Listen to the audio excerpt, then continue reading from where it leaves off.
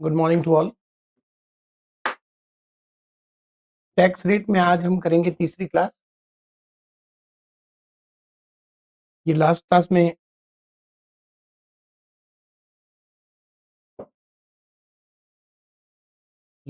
में ये question homework था और इसमें आपको आंसर करना था फुल फ्लेज्ड, यानी पूरा करना था।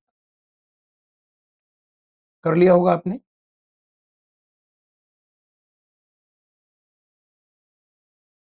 बेसिक टैक्स,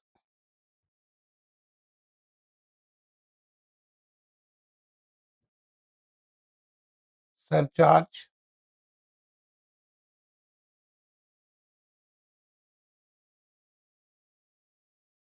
और final tax liability. Health education cess का कॉलम में हटा रहा हूं, कैलकुलेटर पे ही मैं कर लूँ ये बीच में, ताकि आपको कुछ टैली करना हो। तो पहला क्वेश्चन है जिसमें 7 लाख रुपए की इनकम है। अच्छा, तो 7 लाख की इनकम है तो बेसिक टैक्स कितना आ गया? New tax regime. न्यू है। 7 लाख रुपए पे 3 लाख रुपए तक जीरो आया और 3 लाख एग्जैक्ट 7 लाख है। नॉन रेजिडेंट है। बहुत बढ़िया क्वेश्चन। नॉन रेजिडेंट, ठीक है, बढ़िया क्वेश्चन। तो ये आ गया आपका 7 लाख, यानी कि 4 लाख का 5%, 20 हजार। 20 हजार रुपये बेसिक टैक्स आया। रिबेट यहाँ नहीं मिलेगा क्योंकि नॉन रेजिडेंट है, तो रिबेट का सवाल नहीं उठता। सरचार्ज यहाँ लगेगा नहीं। आंसर हो गया 20,800। 4% हेल्थ एजुकेशन सेस जोड़ते हुए। अगला है 7,14,000 रेजिडेंट है, तो 14,000 पे 10% कितना होगा जी? 1,400। तो बेसिक टैक्स आपका आ गया 21,400। 14,000 का 10%, 1,400 प्लस 20,000, 21,400। रिबेट आपको मिल जाएगा। रिबेट, सरचार्ज और रिबेट, यहाँ रिबेट मिल जाएगा आपको। कितना मिल जाएगा रिबेट? 21,400 का 14,000 रुपये माइनस कर दीजिए तो 7,400 का रिबेट मिल जाएगा। ठीक, तो अब आपके पास बन गया 14,000 रुपये। इसका 4% plus is equal to, answer आ गया 14,560। लास्ट वाला करता हूं मैं। 60 लाख है तो 60 लाख 20,70,200। 60,70,200, इसमें 15 लाख माइनस कर देता हूं मैं। इसका 30% ले लेता हूं और 1,40,000 इसमें ऐड कर देता हूं। ये आपका बेसिक टैक्स आया, आप चेक करो। बेसिक टैक्स कैसे आया? पहले तो जीरो आया, फिर आया 20,000, फिर आया 15%।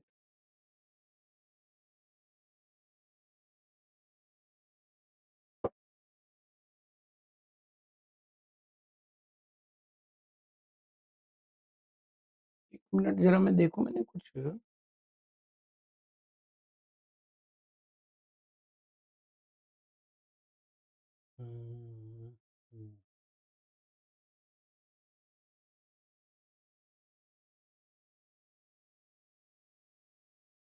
10% आ गया 30,000। ठीक है ना? देखिए ना, 15 लाख तक जो है वो एक साथ मैं इकट्ठा कर लेता हूँ। इसको इकट्ठा कर लेता हूँ आगे के लिए। भाई 15 लाख तक मुझे कंफर्म हो जाएगा ना। 20,000 ये हो गया, 3 लाख का 10,000 ये हो गया।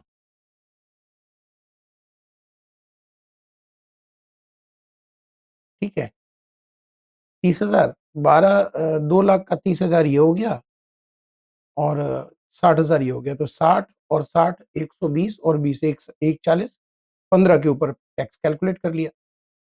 ये एक जल्दी से शॉर्टकट कैलकुलेट मैंने कर लिया। देखिएगा जरा, समझ गए होंगे आप लोग।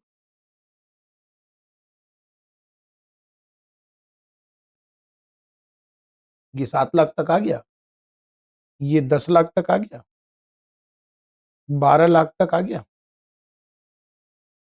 और 15 लाख तक आ गया। इसके ऊपर जितने भी हैं उसका 30% हमने ऐड कर दिया 15 लाख के ऊपर। तो ये आ गया 15,11,060 रुपए। अब इस पे सरचार्ज मैं जोड़ दूंगा, 10% लगेगा सरचार्ज।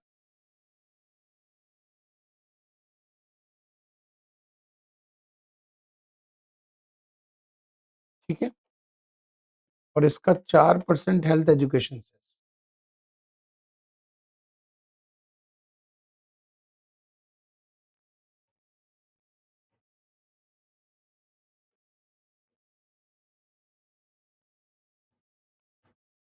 नहीं, 15,28,652।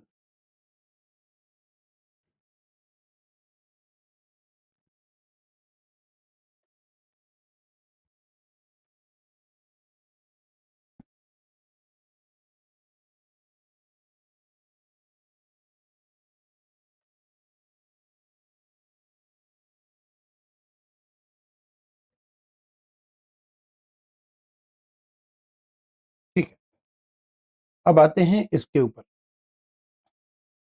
ओल्ड टैक्स रिजीम है 7,60,30,60,30,30,000। 7 करोड़, और इसमें कोई उम्र नहीं दी गई है। अब क्या करिएगा? ठीक है, जब उम्र नहीं दी गई हो तो बिलो 60 लीजिए। ये आपको मैं समझा देता हूँ। 3 चीजों का ध्यान रखिए। उम्र नहीं है, बिलो 60। रेजिडेंट नॉन रेजिडेंट का पता नहीं है, रेजिडेंट। और ओल्ड टैक्स लगाना है कि न्यू टैक्स नहीं मालूम है, तो न्यू टैक्स। इन 3 चीजों का ध्यान रखिएगा। तो बिलो 60 है तो वही 2.5 लाख वाली लिमिट लगेगी। 7,60,60,000, 60,30,000 है। तो इसमें मैं 10 लाख माइनस कर दूंगा। इसका 30% टैक्स प्लस 1,12,500 जोड़ दूंगा, तो मेरा टैक्स आ जाएगा 2 करोड़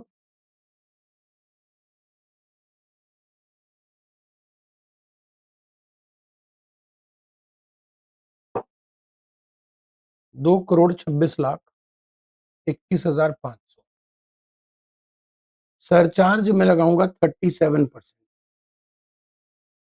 86,836,99,55। क्योंकि 7,30,000 की 60 लाख, 7 करोड़ है, 5 करोड़ के ऊपर है, तो 37% ओल्ड टैक्स रिजीम है। 37 इसको ऐड कर दिया मैंने। अब मैंने 4% इस पे हेल्थ एजुकेशन सेस जोड़ दिया, तो 3,22,31,113 रुपया आ रहा। राउंड ऑफ किए बगैर 7 करोड़ में 3 करोड़ का टैक्स, 7.5 करोड़ में 3.25 करोड़ का टैक्स। अच्छा, अब 3,70,60,000, 3,70,60,000 है, और ये नॉन रेजिडेंट है, फर्क नहीं पड़ता। तो 2.5 लाख की ही लिमिट लगेगी। 3,70,60,000, 3,70,60,000, 10 लाख माइनस कर दीजिए। इसके ऊपर आपका बन गया 30% प्लस 1,12,500। ये आपका बन गया 1,09,30,500 बेसिक टैक्स। सरचार्ज इस पे क्या रेट लगाइएगा? चौथे नंबर पे सरचार्ज लगाइएगा 2 करोड़ के ऊपर।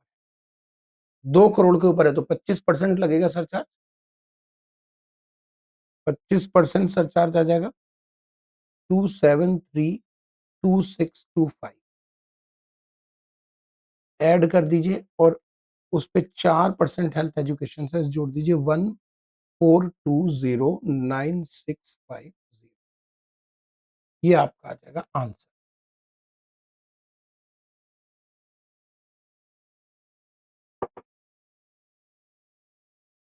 ठीक है जी। अच्छा, अब हम कहाँ थे, जरा उस पर देखें। हम टैक्स रेट चैप्टर की तीसरी क्लास में चौथा टॉपिक कर चुके थे। अब हम करने जा रहे हैं topic number 5।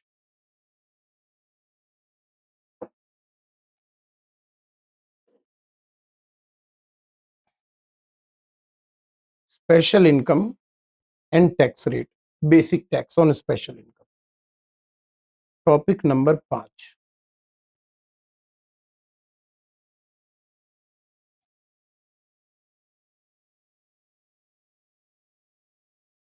Basic tax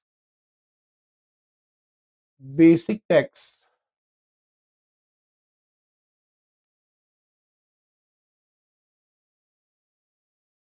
on special incomes.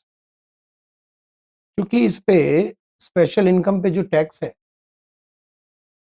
वो सेक्शन में है, डिस्कस हुआ था ना, वो सेक्शन के अंदर है।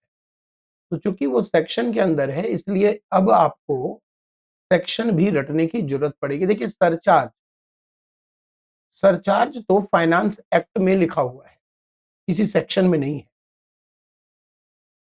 तो सरचार्ज फाइनेंस एक्ट में है। रिबेट की बात कीजिए, अगर रिबेट रिबेट सेक्शन में है तो वो आपने सेक्शन लिख दिया। स्पेशल इनकम जो है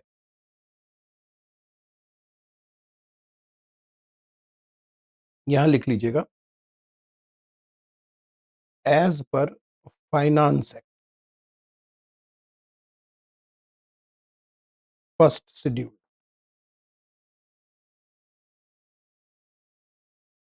पीछे जाके लिख लीजिए इसको।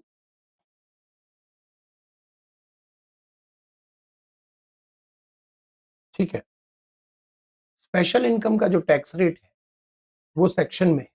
तो ये सेक्शन भी अब आपको लर्न करना पड़ेगा, सेक्शन लर्न करना पड़ेगा। सबसे पहला सेक्शन हम लेते हैं, आसान लेते हैं, नंबर 1,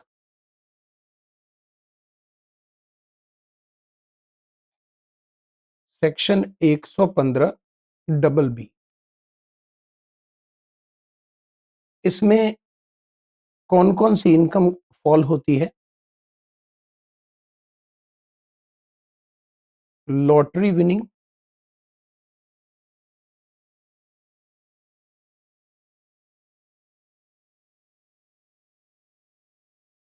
क्रॉसवर्ड पजल।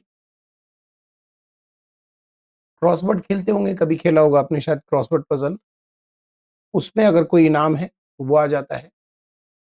रेस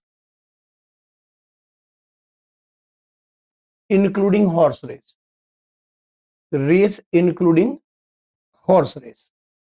तो रेस आ गया किसी भी तरह का रेस जिसमें जुआ लगता है, जिसमें सट्टा लगता है, जुआ लगता है। कार्ड गेम,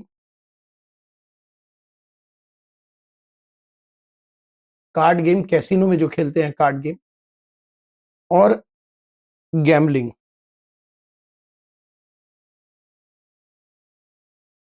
अब गैमलिंग में आप कुछ भी ले लो, चाहे आप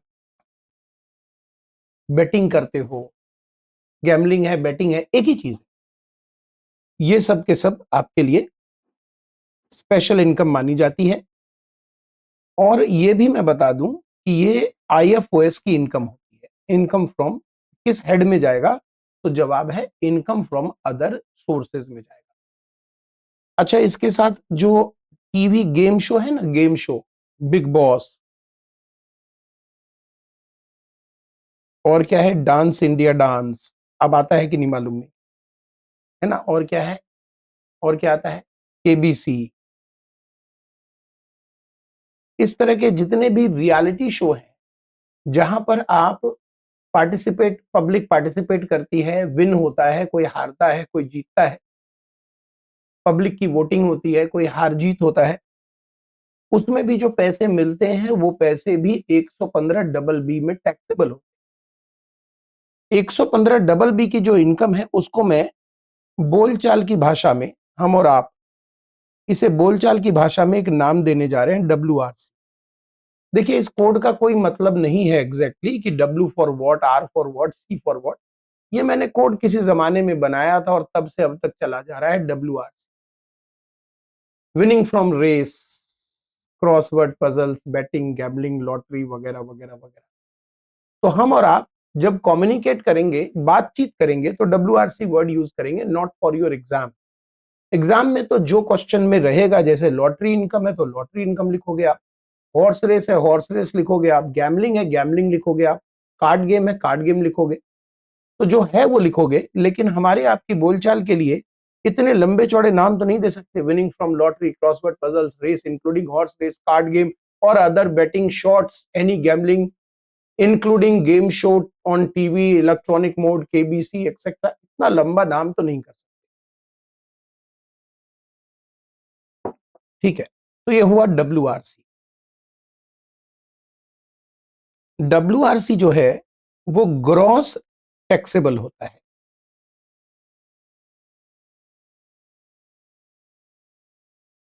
पहली बात, मतलब ये हुआ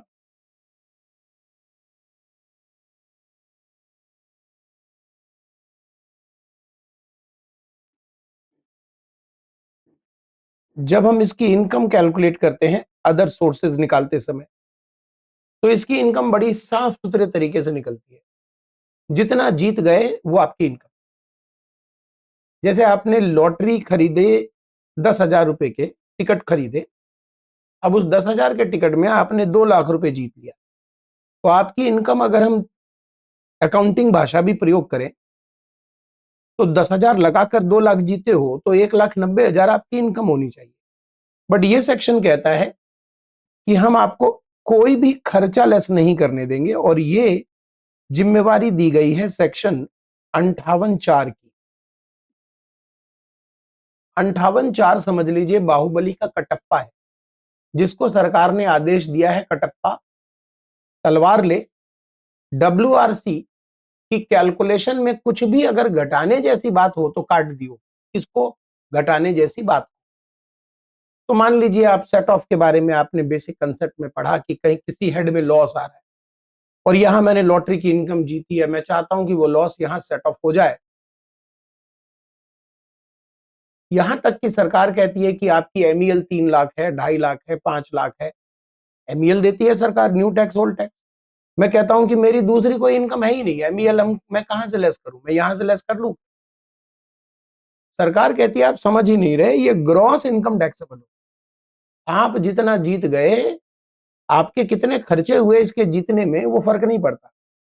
आप रात भर पैसे लगाते रहे सट्टेबाजी में, पैसे पे पैसे, पैसे पे पैसे, आप जीते कितने? जो भी आप जीत गए, जो भी आप जीत गए उस पर आपको हम टैक्स लगा देंगे, वो gross income tax. Gross income will be tax, gross income taxable होगा। तो कोई खर्चे नहीं घटेंगे, no set off is allowed,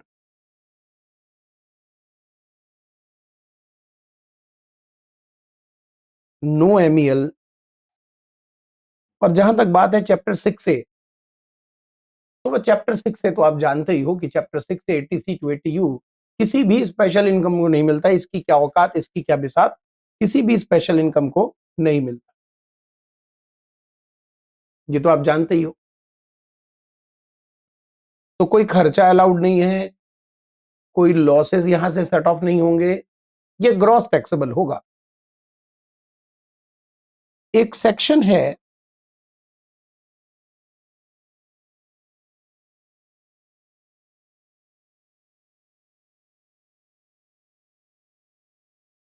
194B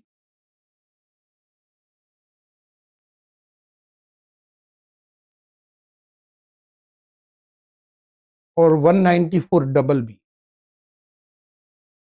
double B जो है वो हॉर्स रेस के लिए है।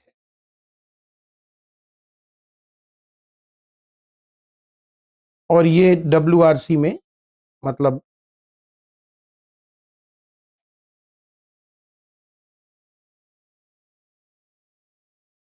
लॉटरी, गैम्बलिंग एक्सेट्रा के लिए।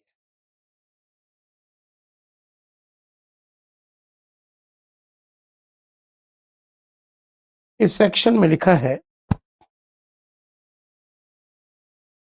कि जो पेयर है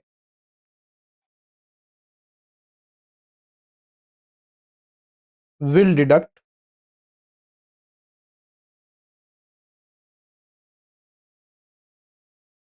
TDS at the rate 30%। तो जब आप जीतोगे कैसीनो वाला, जब आपको पैसे आप भुनाने जाओगे कि आपको जो चिप्स हैं, जो कैसीनो में खेलते हैं ना, आप देखते होंगे चिप देते हैं, वो चिप्स देते हैं। तो जब आप वो भुनाने जाओगे तो वहां जो आपको पैसे मिलेंगे वो टीडीएस काट के मिलेंगे।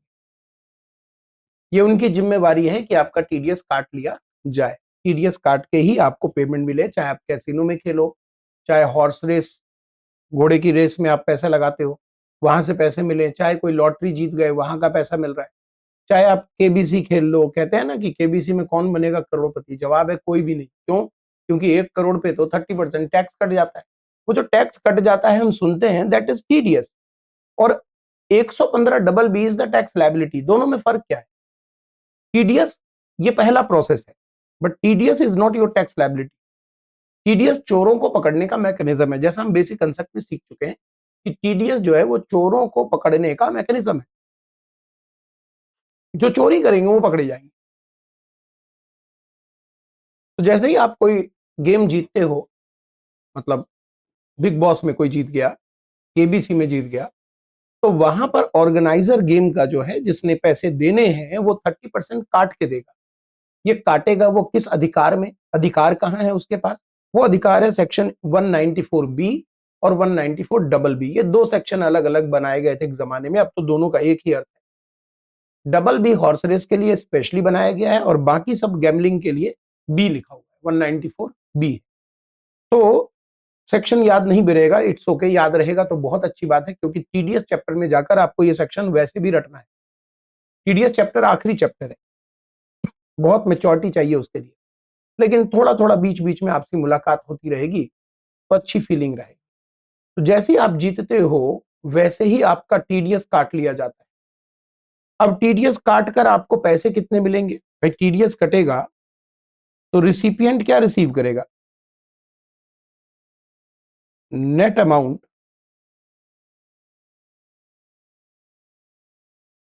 will be received by winner। Winner यानी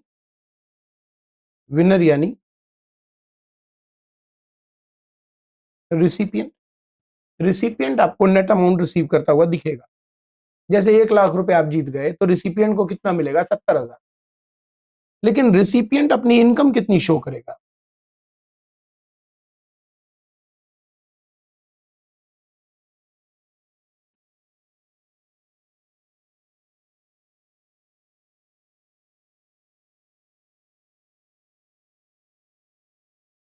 gross amount in his TTI. TTI में वो अपनी इनकम कितनी दिखाएगा? ग्रॉस। जैसे मान लीजिए 1 लाख रुपए आप जीतते हो तो आपको जो है 70,000 रुपए मिलेगा टीडीएस काट। काटने वाला किस अधिकार से काटेगा? 194 बी में या डबल बी में काट लेगा। आपको हाथ आएगा आपके 70,000, आप 70,000 आपके बैंक में आ गया। अब जब आप अपनी टोटल इनकम दिखाओगे, कैलकुलेट करोगे असेसमेंट ईयर में, ये तो प्रीवियस ईयर में ही हो जाएगा, जब आपको प्राप्त हुआ उसी समय पिटा गया मामला। अब असेसमेंट ईयर आया, असेसमेंट ईयर प्रीवियस ईयर खत्म हो गया, असेसमेंट ईयर आया, अब आपको अपने आईटीआर फाइल करने हैं, टैक्स कैलकुलेट करना है। तो वहां आप अपनी इनकम कितनी दिखाओगे? 1 लाख रुपए दिखाओगे, तो जो 70,000 है डिवाइडेड बाई 70 मल्टीप्लाई 100, क्योंकि 30% अगर टीडीएस रेट है तो आपको मिलेगा 70%। तो जो आपको मिला, what you get divided by 70% multiply 100, यानी डिवाइडेड बाय 70 मल्टीप्लाई 100। ऐसे आप ग्रॉस अमाउंट तक पहुंचोगे और ग्रॉस को इनकम में दिखाओगे। अब मन में आपके ये रहेगा कि भाई साहब एक बार टैक्स कट चुका, फिर से हम 1 लाख रुपए अपनी इनकम में दिखा रहे हैं। देखिए वो टैक्स कटना एक प्रक्रिया है। आप सब ये बताइए कि आपने वाकई में कितने पैसे कमाए? 1 लाख। 1 लाख जीता, आपकी इनकम 1 लाख मानी जाएगी, अदर सोर्सेज में आप शो करोगे 1 लाख। अब उस पर टैक्स कैलकुलेट होगा। मान लीजिए आपकी कोई भी इनकम नहीं है कहीं से भी, तो 1 लाख पर 30% तो टैक्स आ गया और 4% हेल्थ एजुकेशन सेस आएगा, वो तो आएगा ना। तो इसका मतलब कितना पैसे आपको देने पड़ेंगे? 31,200, 31,200 कैलकुलेट कर लीजिए। 30,000 तो टैक्स आ गया, 4% हेल्थ एजुकेशन सेस भी तो आएगा। 31,200 इज योर टैक्स लायबिलिटी। अब वहां से आप माइनस कर दोगे कि मेरा 30,000 टीडीएस कट चुका है, तो आपको 1,200 रुपए जो है और देने पड़ेंगे टैक्स पेबल। That's it. जी हाँ, टीडीएस में कोई सेस वगैरह हम नहीं जोड़ रहे हैं, फ्लैट 30% कटा। जबकि टैक्स रेट जो है वो 30% है, फिर मे बी आप, अब यहाँ मैं 1 लाख की बात, अगर मैं कहूं कि आप 1 करोड़ जीत गए तो मामला कुछ और ही अलग हो जाएगा। जरा सोचिए, इमेजिन करते हैं आप 1 करोड़ जीत गए, आपके बैंक में कितना क्रेडिट होगा? नेट अमाउंट, नेट अमाउंट क्या बोलते हैं हम इसको? नेट अमाउंट कितना? 70 लाख। जब आप ये कब होगा? प्रीवियस ईयर में। अब जब आप असेसमेंट ईयर में आओगे तो क्या करोगे? अपनी आईएफओएस की इनकम कितनी दिखाओगे? 1 करोड़। ग्रॉस दिखाओगे? 1 करोड़ दिखाओगे। मान लेते हैं आपकी कोई और इनकम है ही नहीं, 1 करोड़ ही 1 करोड़ है, तो आपकी बेसिक टैक्स कितनी बननी है? 30%। बेसिक टैक्सेस पे कितना बनना है? 30%। ये कहां लिखा हुआ है सर? नीचे ये लिखा हुआ है? नहीं नहीं, वो अब लिखेंगे, ये यहां पर हम लिखेंगे कि इस पर जो टैक्स रेट है, इसको थोड़ा सा मुझे नीचे करना चाहिए, आप हालांकि कहां करोगे मुझे नहीं मालूम, ये जो है थोड़ा सा नीचे आ जाएगा। जो टैक्स रेट है WRC पे, जो टैक्स रेट आएगा, रेट ऑफ टैक्स, वो है 30%। अब ये 30% अलग बात है और ये 30% अलग चीज। देखने में एक जैसा लग रहा है, बट एक है सेक्शन 115 डबल बी और एक है सेक्शन 194 बी या डबल बी। तो ये जो 30% है, ये पेयर को ऑब्लिगेट करता है, ऑब्लिगेशन देता है पेयर के ऊपर कि आप टीडीएस काट के पैसा दो। कितना? 30%। तो आप फिर असेसमेंट ईयर में इनकम दिखाओगे 1 करोड़, बेसिक टैक्स निकालोगे 115 डबल बी के मुताबिक 30%। एक 194 बी नहीं बोलोगे आप, क्योंकि ये आपके सेक्शन नहीं है, ये पेयर का सेक्शन। पेयर को टीडीएस काटने की ऑब्लिगेशन है इसके अंदर। आपके लिए सेक्शन कौन सा है जो आप अपनी इनकम पे टैक्स देने वाले हो? 115 डबल बी। दोनों में फर्क है और ये रखना पड़ेगा, ऐसे प्रोफेशनल नहीं बनोगे आप। तो 115 डबल बी पे जब टीडीएस 115 डबल बी पे, सॉरी, जब आप टैक्स कैलकुलेट करोगे, बेसिक टैक्स 30%, तो 1 करोड़ का 30% होगा 30 लाख। अब सिंस आपकी इनकम 50 लाख से ऊपर है, but does not exceed 1 crore, up to 1 crore but does not exceed, तो 10% का सरचार्ज लगेगा, 15 नहीं आएगा। 15 तब आता है जब 1 करोड़ के ऊपर होता है। याद करके आए हो कल कुछ? लास्ट क्लास और लास्ट टू लास्ट क्लास याद करके आए हो अच्छे से? तो 1 करोड़ के ऊपर गया नहीं, इसलिए 10% सरचार्ज लगेगा, तो 30 लाख रुपए तो बेसिक है। 10% आ गया 33 लाख। अब 33 लाख रुपए का 4% हेल्थ एजुकेशन सेस, ये आ गया 34 लाख, 34 लाख 32,000। ये आपकी टैक्स लायबिलिटी है, 34 लाख 32,000। सपोज करिए आपकी कोई और इनकम नहीं है, तब की बात कर रहा हूं मैं। अब आप कहोगे कि मेरा टीडीएस कट गया जी 30 लाख, तो माइनस कर दो 30 लाख। फिर भी आपको देना पड़ेगा 30 लाख, अगर माइनस कर दिया आपने तो आपको देना पड़ेगा 4,32,000 का पेमेंट और देना पड़ेगा। दोनों में अच्छे से फर्क समझ गए? 115 डबल बी का प्रोसेस मैकेनिज्म और 194 बी और डबल बी का मैकेनिज्म अच्छे से समझ गए? अब यहां पर एक समस्या है, जो ऑनलाइन गेमिंग चल रही है हमारे देश में, दो चीज की, दो बातें मैं कहूंगा, एक ऑनलाइन गेमिंग और एक ऑनलाइन मनी गेमिंग।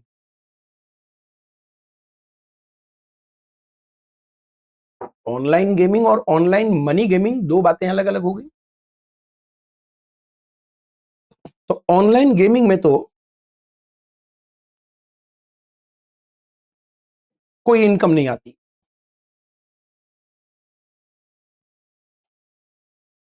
अब आते हैं हम दूसरे सेक्शन पर, ऑनलाइन मनी गेमिंग।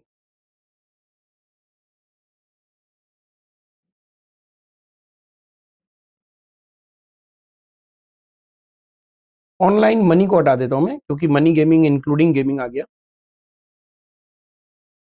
सर दोनों में भी कोई फर्क है क्या? बिल्कुल, आपने तो खेला हुआ है, आपको नहीं पता क्या? देखिए, ऑनलाइन गेमिंग जो है, वो तो जैसे किसी प्लेटफॉर्म पे आपने सब्सक्राइब कर लिया प्लेटफॉर्म को, आपको चेस खेलने की इच्छा होती है, आपने सब्सक्राइब किया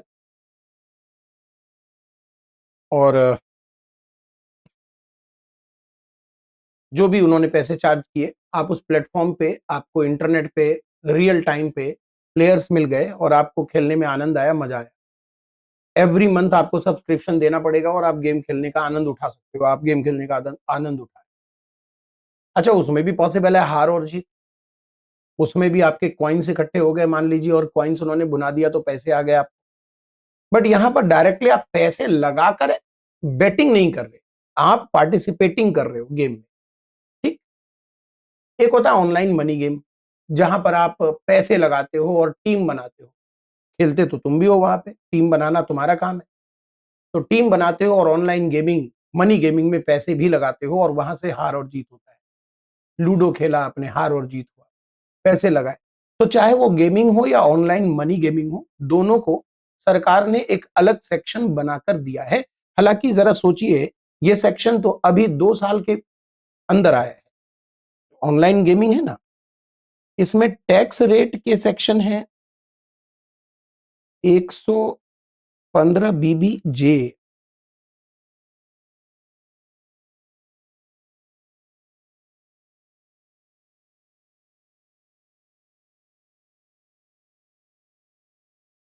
115 बीबीजे जो कहता है कि आपकी जो इनकम है ऑनलाइन गेमिंग से, वो जो भी आप जीतोगे उस पे फ्लैट टैक्स रेट 30% आएगा। 30% का आपको फ्लैट टैक्स देना पड़ेगा। No expense, no set off और नो डिडक्शन, ये सब आप भूल जाओ। कोई खर्चा अलाउड नहीं है, कोई सेट ऑफ अलाउड नहीं है, कोई डिडक्शन आपको अलाउड नहीं है, ये भूल जाओ। आपको ग्रॉस पे 30% टैक्स पे करना पड़ेगा ऑनलाइन गेमिंग। ठीक है। इसके बाद यहां टीडीएस के भी प्रोविजन होंगे। जो पेयर होंगे, पेयर पेयर को कहा गया है पेयर विल डिडक्ट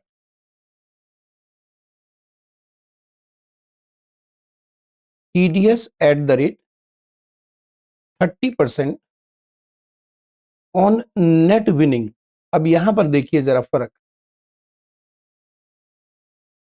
यहां नेट विनिंग पर वो टीडीएस काटते हैं। और नेट विनिंग की कैलकुलेशन कैसे होगी, उसके लिए एक रूल बनाया गया है हमारे इनकम टैक्स रूल। उस रूल के अंतर्गत, जो आपके इंटरमीडिएट के सिलेबस का पार्ट नहीं है, अच्छा है ना, बट उस रूल के अंतर्गत, लेकिन आप खेलते हो तो आपको मालूम होगा, जब आप पैसे लगाओगे, जितने पैसे उसमें लगाओगे, उससे ऊपर जितना निकालोगे, उसके ऊपर जितना निकालोगे, सिर्फ उसी के ऊपर टीडीएस कटेगा। जैसे आपने 100 रुपए लगाकर 500 रुपए जीते, अब 500 आप विड्रॉ करोगे, तो नेट विनिंग जितना आएगा, 500 विड्रॉ तो नहीं होगा, 400 विड्रॉ होगा, क्योंकि 100 रुपए तो आपने लगाए हैं और 500 जीते हैं आपने, है ना। तो नेट विनिंग मतलब 100 लगाने के ऊपर जितना आपने पैसे निकाले। भाई 100 तो आपके चले गए ना, लगाने पर क्या होता है, आपके पैसे बैलेंस जीरो हो जाता है, फिर आप 500 जीत गए, तो नेट तो 400 जीते। तो आपने 500 विड्रॉ कर लिया, 400 पे टीडीएस कटता है वहां। तो इसलिए टीडीएस के लिए इनको अलग सेक्शन बनाना था, इन्होंने अलग सेक्शन बनाया। टीडीएस का सेक्शन इन्होंने बनाया 194 बीए, 194 बी ए बनाया ऑनलाइन गेमिंग के टीडीएस। ठीक है। तो वो नेट विनिंग पे टीडीएस काटते हैं, लेकिन यहां पर जब आपको अपनी इनकम दिखानी है, तो वो आपको फ्लैट 30% ग्रॉस विनिंग पर दिखाकर टैक्स पे करना पड़ेगा। ऑनलाइन गेमिंग के लिए अलग सेक्शन बन गया। अब आपको, मुझे नहीं लगता कि बताने की जरूरत पड़ेगी कि ये सेक्शन क्या कहता है, टीडीएस कटेगा, और ऊपर वाला सेक्शन क्या कहता है, आपकी टैक्स लायबिलिटी कैलकुलेट कैसे होगी। तो दोनों बातें अलग अलग हैं, दोनों सेक्शन अलग अलग हैं, अलग अलग बातें हैं। ठीक है, नोट कर आपने, ऊपर का भी नोट कर लिया। 1 मिनट जरा रुकिएगा।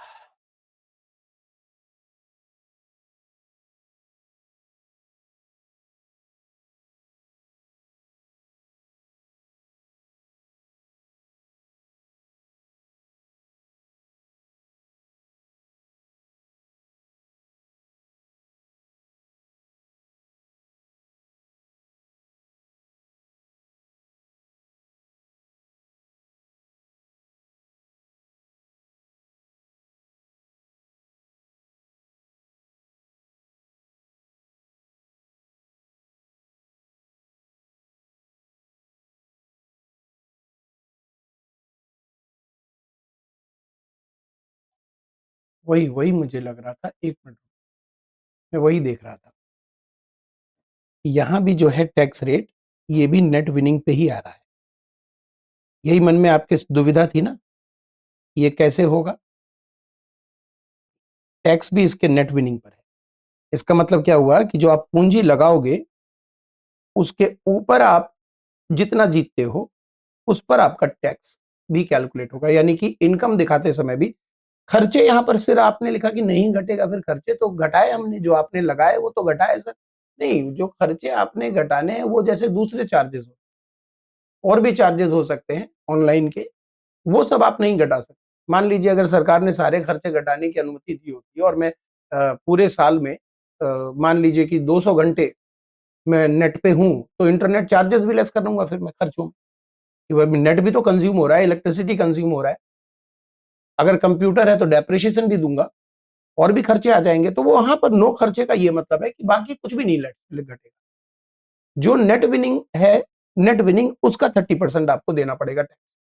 तो टैक्स भी नेट विनिंग पर है, ग्रॉस पर नहीं है, माफ कीजिएगा।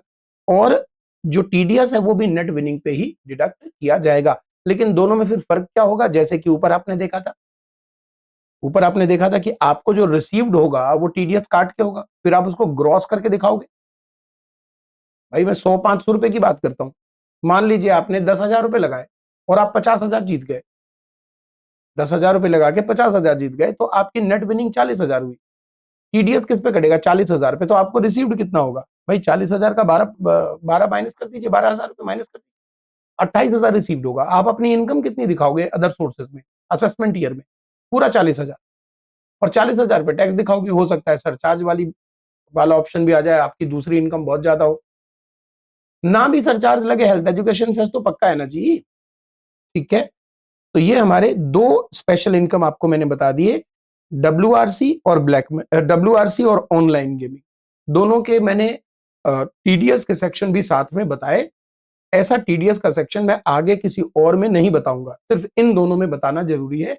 कई बार क्वेश्चन में वो परेशान करने के लिए आपको दे देगा कि मिस्टर राम रिसीव्ड,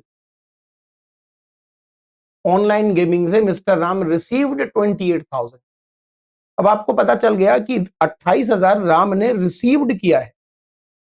और रिसीव्ड कब करेगा? टीडीएस काट के करेगा। तो यानी टीडीएस कटा होगा।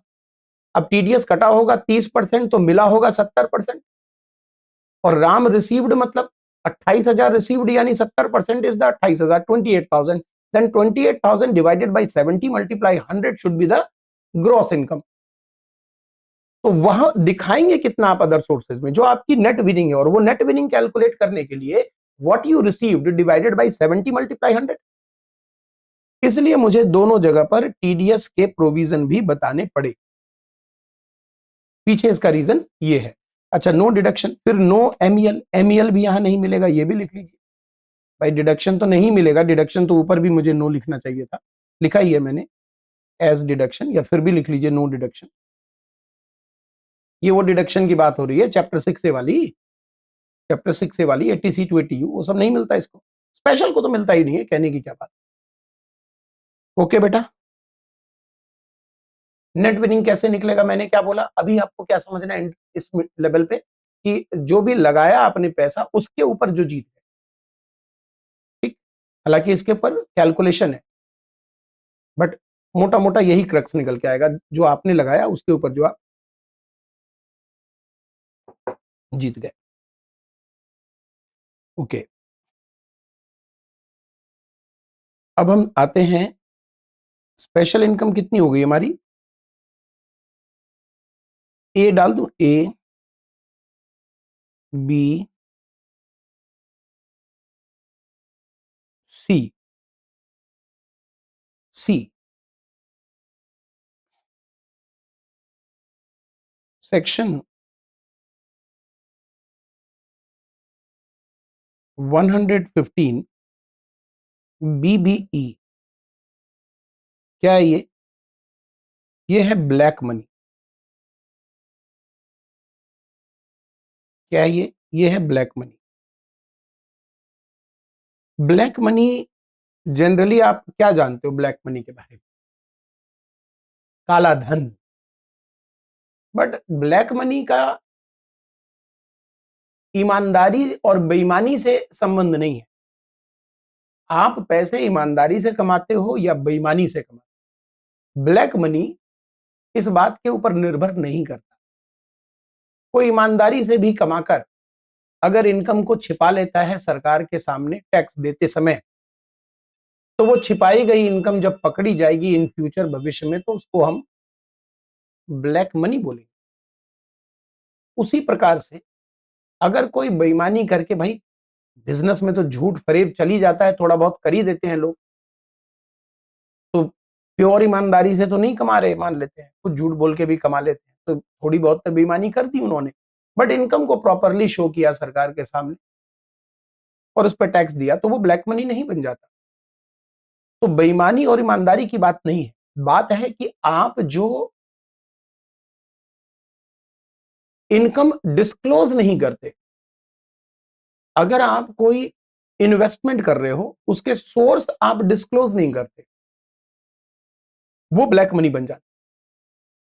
तो जनरली हम जो अभी बोलेंगे इस उम्र के लिए, हालांकि इसकी डिटेल चर्चा अदर सोर्सेज में की जाएगी, ये टैक्सेबल होगा आपके लिए आईएफओएस में। लेकिन अगर आप बिजनेसमैन हैं तो ये पीजीबीपी में भी जा सकता है। अगर आपने बिजनेसमैन होकर ब्लैक मनी अर्न किया तो पीजीबीपी में चला जाएगा, और अगर आप बिजनेसमैन नहीं हैं और फिर काला धन पाया जाता है, कहीं घूस लिया, कुछ गड़बड़ की, इधर उधर किया, तो वो अदर सोर्सेज की इनकम में फॉल करता है। दो में से किसी भी हेड में जा सकता है। कोई बिजनेसमैन अगर कुछ गड़बड़ी कर रहा है तो वो पीजीबीपी में टैक्सेबल होगा ब्लैक मनी के रूप में, अदरवाइज अदर सोर्सेज में टैक्सेबल होता है। जनरली अदर सोर्सेज ही माने जाते हैं। ब्लैक मनी का मतलब आप अपनी उम्र के लिए ले लीजिए अनडिस्क्लोज या अनएक्सप्लेन्ड। ये भी बड़ा कीमती शब्द है, अनएक्सप्लेन्ड। बताता हूं क्यों। इनकम, इन्वेस्टमेंट, यहां तक कि खर्चे। अब किसी ने 10 लाख रुपए खर्च कर दिए, सरकार पूछ रही है कि ये 10 लाख रुपए जो आपने खर्च किए हैं, ये पैसे आए कहां से, एक्सप्लेन करो। अब वो एक्सप्लेन कर नहीं पाया with the satisfaction of income tax department, explain कर नहीं पाया, या एक्सप्लेन जो वो कर रहा है वो सरकार समझ नहीं रही, बोथ केस में वो अनएक्सप्लेन्ड माना जाता है, और फिर ये बन जाएगा आपका ब्लैक मनी। यानी ऐसी चीज जो आपने खर्च कर दी है वो भी आपकी ब्लैक मनी में आएगा और आपको उस पर टैक्स देना पड़ेगा। बड़ा ऑब्वियस है कि आपने खर्चा किया, इनकम कमा के ही किया होगा, जब आप बता नहीं रहे कहां से आए पैसे, तो ब्लैक मनी है, उस ब्लैक मनी पे आपको टैक्स देना पड़ेगा। हद तो यह है कि अगर आपने अपनी इनकम भी दिखा दी और एक्सप्लेन नहीं कर पाए सही ढंग से, तो वो ब्लैक मनी बन जाता है। इस कहानी को समझने में थोड़ा सा आपको समय लगेगा, मैं बताता हूं। राम ने, मान लीजिए एक एग्जाम्पल के तौर पे, राम राम ने अपने पत्नी का आईटीआर फाइल किया। हालांकि पत्नी हाउसवाइफ थी और राम एक कंसल्टेंट था, मान लीजिए प्रोफेशनल था या बिजनेसमैन था या जॉब करता था। कहीं से राम को पैसे आने थे, राम उस पर टैक्स देना नहीं चाहता था। तो राम ने सोचा कि वाइफ की भी तो एमईएल है, 7 लाख तक न्यू टैक्स रिजीम में 7 लाख तक रिबेट लगाकर हम जीरो कर लेंगे टैक्स। तो वो तकरीबन 7-1 लाख रुपए की इनकम थी। तो राम ने वाइफ के नाम चेक उठा लिया। अब वाइफ के नाम चेक आ गया तो वाइफ के बैंक में चेक आ गया, अब वाइफ के इनकम में आ गया। अब वाइफ हाउस वाइफ है, उन्होंने तो कमाया नहीं, कमाया तो राम ने है। राम ने कहा कोई बात नहीं, हम इसे छिपाएंगे थोड़ी, सरकार को दिखाएंगे। और राम ने आईटीआर फाइल किया वाइफ के नाम पर कि 7 लाख रुपए वाइफ ने कमाया। कहां से? तो राम ने कुछ सोर्सेज बता दिए, जैसे उन्होंने कहा ट्यूशन फीस कमाया, जैसे उन्होंने कहा बुटीक का काम है, ब्यूटी पार्लर का काम है, कुछ ऐसा दिखाया। अब देखिए यहां पर राम 7 लाख रुपए शो कर रहा है, आप अनडिस्क्लोज्ड नहीं बोल सकते इसे, डिस्क्लोज तो है, आईटीआर में शो किया हुआ है। बट अगर मान लीजिए जनरली नहीं हो पाता छानबीन इतनी छोटी रकम का, लेकिन मान लीजिए अगर डिपार्टमेंट छानबीन करे और राम की वाइफ से एक्सप्लेनेशन मांगे कि पैसे कहां से आए, और वाइफ कहे कि दिख नहीं रहा कहां से आए, आईटीआर में लिखा तो है कहां से आए, बुटीक का काम है, और फिर गहन छानबीन के बावजूद बाद पता चले कि कैसा कोई बुटीक है ही नहीं जिसका काम है, तो ये ब्लैक मनी में कन्वर्ट हो जाएगा और इसका टैक्स आता है 60%। अब राम ये आर्ग्यू करे कि 60% क्यों लगा रहे हो, मैंने एक्सप्लेन कर तो दिया या डिस्क्लोज कर तो दिया, एक्सप्लेन भी कर रहा हूं डिस्क्लोज भी कर रहा हूं, लेकिन ये अनएक्सप्लेन्ड रहेगा बिकॉज आपके एक्सप्लेनेशन से डिपार्टमेंट सेटिस्फाइड नहीं। तो ऐसी चीज जो आप दिखा रहे हो सरकार को कि मेरी इनकम है, और एक्सप्लेन आपके एक्सप्लेनेशन सेटिस्फैक्ट्री नहीं है, वो भी ब्लैक मनी बन जाता है। और ब्लैक मनी का हिसाब गजब गजब का हिसाब है साहब। Tax rate, gross income will be taxable.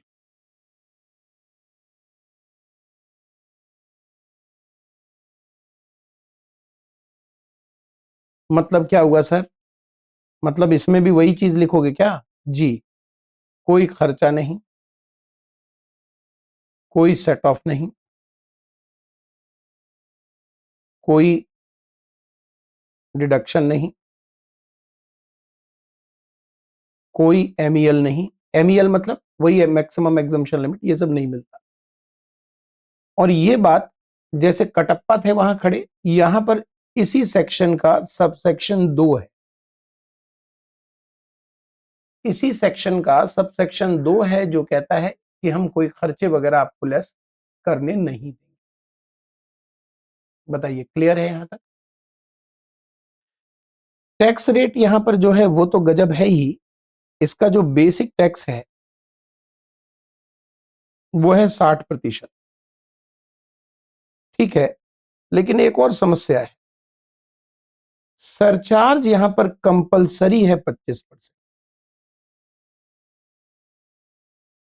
अब जब क्वेश्चन आएगा तो आपको खुद में मजा आने लगेगा, आपको लगेगा वाह क्या क्वेश्चन मिल रहा है करने को। अब क्या हो गया कि सरचार्ज दो प्रकार के हो गए साहब। जो आपने लास्ट क्लास में पढ़ा था वो कहलाएगा आज से जनरल सरचार्ज, आज से हम उसको नाम रखेंगे जनरल सरचार्ज, बुलाएंगे उसको जनरल सरचार्ज, और इसे कहेंगे ब्लैक मनी सरचार्ज। तो अब क्या मजेदारी आएगी कि ब्लैक मनी सरचार्ज तो हमेशा लगेगा। अब ये हमेशा 25% किसका लगेगा? Of basic tax on black money, यानी ब्लैक मनी पर जितना बेसिक टैक्स है, टोटल बेसिक टैक्स नहीं, ब्लैक मनी पर जितना बेसिक टैक्स है उसका 25% सरचार्ज आएगा। मजा आने वाला। इसका मतलब सर अगर मान लीजिए ब्लैक मनी है किसी के पास और दूसरी इनकम भी है, सब मिला के उसके पास जीटीआई टीटीआई आ गया, अब उस पर हम टैक्स वर्कआउट कर रहे हैं, तो हो सकता है कि जनरल सरचार्ज ना लगे, ब्लैक मनी सरचार्ज लग जाए जी। और सर ये भी हो सकता है कि ब्लैक मनी सरचार्ज भी लग रहा हो और जनरल सरचार्ज भी लग रहा हो। बिल्कुल सर, थोड़ा सा कॉम्प्लिकेटेड नहीं हो जाएगा? आप किस मर्जी की दवा हैं, ऐसे थोड़ी प्रोफेशनल बनने जा रहे हैं, कॉम्प्लिकेटेड चीजों के लिए तो बुलाया है, रसगुल्ला खाने थोड़ी बुलाया साहब, कैसी बात कर रहे हैं? मिर्च मसाले वाला काम है, आइए जरा मजा चखिए, स्वाद आएगा, तभी तो आपकी वैल्यू होगी कि भाई अब क्वेश्चन करके दिखाओ जहां पर हम जनरल सरचार्ज भी लगा रहे हैं, ब्लैक मनी सरचार्ज भी लगा रहे हैं, कहीं पर ब्लैक मनी लग रहा है जनरल नहीं लग रहा। आएगा मजा, देखें। आते हैं नेक्स्ट नंबर डी पर। हम पढ़ रहे हैं स्पेशल इनकम और उसके टैक्स रेट, और जैसा कि आपको मैंने कहा था वचन 2 की 3 क्लास को ऐसे रटोगे कि बस जीवन आनंदमय हो जाए तुम्हारा। 3 क्लास की रटाई ही अगले क्लास के लिए क्वेश्चन आंसर आप सॉल्व कर पाओगे और मजा देगा, मजा आएगा, लेकिन उस 3 क्लास की जो है रटाई प्रॉपर होनी चाहिए। अब आते हैं हम कैपिटल गेन टैक्स रेट।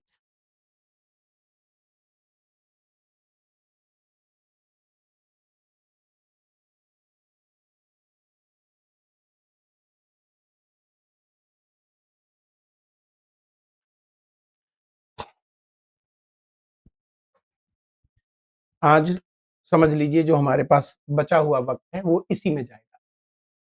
इसलिए इसे जितना धीमा करें, जितना प्यार से करें उतना मज़ा आएगा।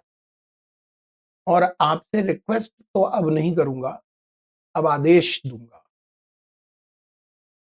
कि बेटा पहली 3 क्लास की रटाई ऐसे कर लो, ऐसे रट लो कि हर चीज़ आपके ज़बान पर आए और इसको रटने में लेट मत करो। आज ही छुट्टी निकाल के 2 घंटे घर पे बैठ के टैक्स रेट की तीनों क्लास को अच्छे से रटो। रटो, लिखो, रटो, लिखो। ऐसा समझो कि कल ही एग्ज़ाम है। तब तुम पाओगे कि तुम्हारा कमांड टैक्स रेट पर ज़बरदस्त हो गया और बहुत ही कंफर्टेबल रहेगा आने वाला बाकी का class.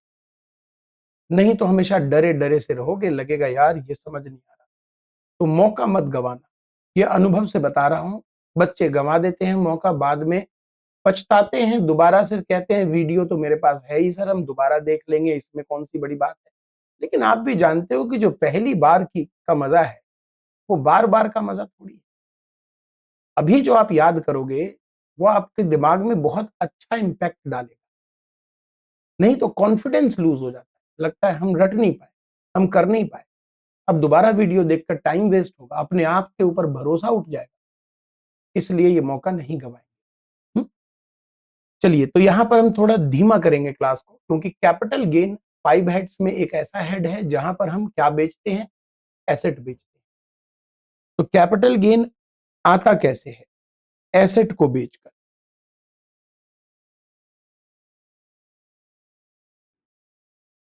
Gain on sale of capital asset. हम इसको क्या बोलते हैं? Capital asset. हम इसे बोलते हैं कैपिटल। क्या बोलते हैं बताइए? क्यों बोलते हैं कैपिटल एसेट? क्योंकि एसेट सिर्फ बोलने से क्लैरिटी कम आती है। आप बताओ सिर्फ मैं एसेट बोलूँगा तो स्टॉक भी तो एक एसेट ही है।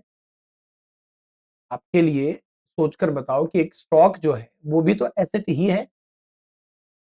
उसे बेचा तो कैपिटल गेन नहीं आएगा क्योंकि स्टॉक क्या है? बिज़नेस में जाता है। स्टॉक क्या है? बिज़नेस में जाता है। तो वो बिज़नेस इनकम आएगा, कैपिटल गेन तो नहीं आएगा। Get it point? तो इसीलिए हम बोलते हैं कैपिटल एसेट को बेचकर जो आया वो कैपिटल गेन है। कैपिटल एसेट की परिभाषा अभी हम नहीं करेंगे but as defined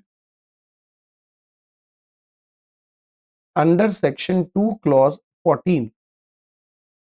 section 2 clause 14 capital gain के चैप्टर में कैपिटल एसेट को डिफाइन किया हुआ है कि कैपिटल एसेट किसे कहें। It is defined. अब क्या है? कैपिटल एसेट जो है दो प्रकार के उन्होंने बता रखे हैं। एक बता रखा है शॉर्ट टर्म कैपिटल एसेट और एक है long term capital asset. Short term capital asset और एक है लॉन्ग टर्म कैपिटल एसेट। जैसे लैंड बिल्डिंग और अनलिस्टेड सिक्योरिटी, इसे 24 महीने से ज्यादा रख के बेचोगे तो लॉन्ग टर्म हो जाता है। इसे 24 महीने से ज्यादा रख के बेचोगे तो लॉन्ग टर्म हो जाता है। ठीक है? कुछ फाइनेंशियल एसेट्स हैं जिसको 12 महीने से ज्यादा रख के बेचोगे वो शॉर्ट टर्म हो जाता है। 12 महीने से ज्यादा रख के बेचोगे तो लॉन्ग टर्म हो जाता है, 12 महीने तक बेचोगे तो वो शॉर्ट टर्म है।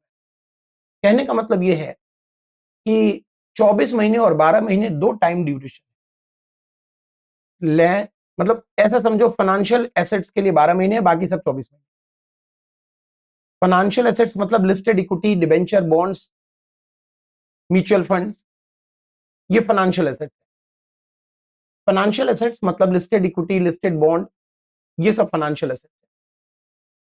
तो इनके लिए 12 महीने का टाइम पीरियड है और बाकी जितने भी एसेट्स, चाहे आप ज्वेलरी ले लो, चाहे आप लैंड ले लो, चाहे अनलिस्टेड शेयर ले लो, कुछ भी ले लो, लैंड बिल्डिंग ले लो, इन सब के लिए 24 मंथ का टाइम पीरियड सरकार ने बना दिया है। तो या तो 12 महीने वाला या तो 24 महीने वाला एसेट है आपके पास। फाइनेंशियल एसेट्स है 12 महीने, दूसरे एसेट्स है 24 महीने। 12 महीने के बाद बेचोगे तो लॉन्ग टर्म, 12 महीने के बाद यानी कि आप आपका खरीदा हुआ जो है वो 12 महीने से ज्यादा हो गया है, अब बेच रहे हो, तो पीरियड ऑफ होल्डिंग बोलते हैं इसको। हम क्या बोलते हैं? Period of holding. ये आपको अभी नहीं रटना, ये तो कैपिटल गेन में आपको मिलेगा ही रटने के लिए। पीरियड ऑफ होल्डिंग 12 मंथ और 24 मंथ। आपको इतना याद रह जाएगा कि दो पीरियड ऑफ होल्डिंग है। देखो इस चैप्टर में तो क्वेश्चन में ही मैं लिख के दूंगा कि लॉन्ग टर्म आया, शॉर्ट टर्म आया। लॉन्ग टर्म कैपिटल एसेट को बेचोगे तो लॉन्ग टर्म कैपिटल गेन आएगा, शॉर्ट टर्म कैपिटल एसेट को बेचोगे तो शॉर्ट टर्म कैपिटल गेन आएगा। तो इसका मतलब कैपिटल गेन जो है वो दो प्रकार के हो जाएंगे, शॉर्ट टर्म कैपिटल गेन और लॉन्ग टर्म कैपिटल। दो प्रकार के हो गए, शॉर्ट टर्म कैपिटल गेन और लॉन्ग टर्म कैपिटल गेन। वैसे ये कैसे पता लगेगा? ये निर्भर करता है पीरियड ऑफ होल्डिंग पर, बेचने से पहले कितने समय तक आपने अपने पास रखा था। दो पीरियड ऑफ होल्डिंग है, 12 महीने का और 24 महीने। फाइनेंशियल एसेट्स के लिए 12 महीने हैं। कौन कौन से फाइनेंशियल एसेट्स होते हैं? जो शेयर वगैरह जो है। और अदर एसेट्स के लिए चाहे जमीन हो, मकान हो, ज्वेलरी हो, उसके लिए 24 महीने का टाइम पीरियड है। उसके बाद बेचे तो लॉन्ग टर्म, 24 महीने तक बेच दिया अगर रखे तो शॉर्ट टर्म आएगा। ठीक है, तो इससे आपको क्या निष्कर्ष निकला?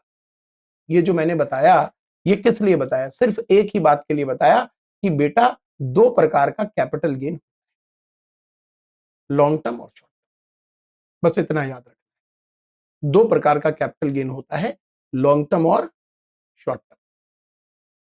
ठीक, नोट करो इसको।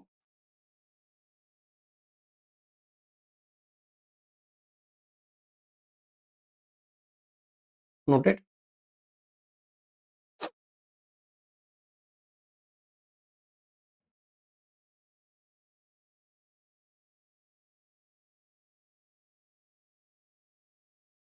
अब लॉन्ग टर्म, अगर आपके पास एलटीसीजी आ रहा है ऑन लिस्टेड इक्विटी,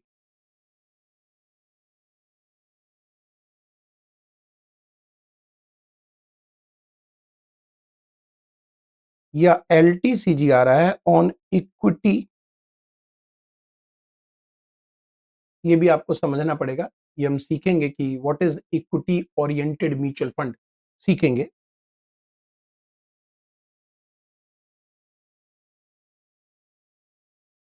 हम इसको बोलते हैं ईओएमएफ, इक्विटी ओरिएंटेड म्यूचुअल फंड।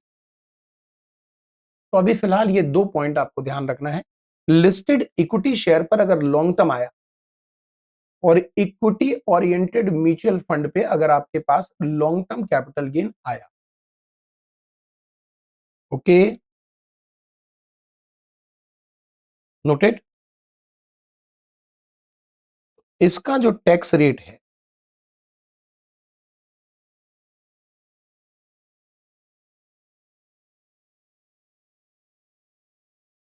ये कवर्ड होगा बाई सेक्शन 112 ए। ये 112 ए में कवर्ड होगा। कितना टैक्स रेट होगा ये नहीं बताया, ये बताया कि 112 ए में कवर्ड हो। ठीक है,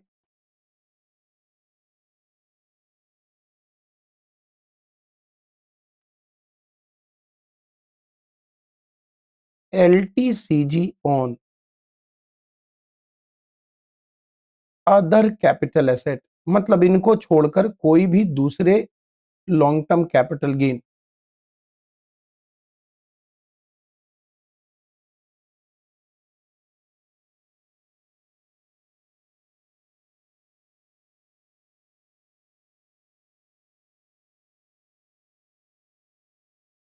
एक सौ बारह सेक्शन में कवर्ड होगा।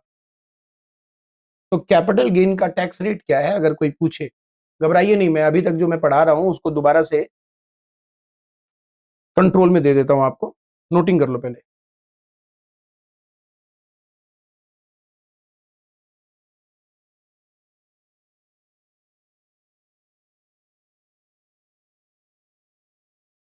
देखो, आज जो हमने पढ़ा, आज हमने पढ़ा कि लॉटरी इनकम वगैरह जो है लॉटरी है, गैम्बलिंग है, उस पे 30% टैक्स, टीडीएस भी 30%। टैक्स किस सेक्शन में अलग है, टीडीएस किस सेक्शन में अलग है। टीडीएस किसके लिए है, जो पैसा दे रहा है वो इस सेक्शन को अप्लाई करके टीडीएस काट लेगा, और जिसको रिसीव होगा वो ग्रॉस इनकम अपनी अपने जीटीआई में दिखाकर 115 डबल बी के हिसाब से 30% का टैक्स, बेसिक टैक्स कैलकुलेट करेगा। ये सिर्फ बेसिक है, सर चार्ज लगेगा तो देख लेंगे, नहीं लगेगा तो नहीं लगेगा, हेल्थ एजुकेशन से तो लगता ही है। उसके बाद ऑनलाइन गेमिंग पे मैंने कहा कि नेट विनिंग पर टैक्स लगेगा। नेट विनिंग का मतलब जो आपने पूंजी लगाया उसके ऊपर जो आपको मिलेगा। काश यही नियम 115 डबल बी का भी होता तो मजा आ जाता, नेट विनिंग, लेकिन ऐसा नहीं है। तो यहां पर नेट विनिंग लगता है ऑनलाइन गेमिंग पर, जो नेट विनिंग है उस पर टीडीएस आपका कटता है और उतने उस पर ही आपका टैक्स कैलकुलेट होता है, 30% का टैक्स आता है।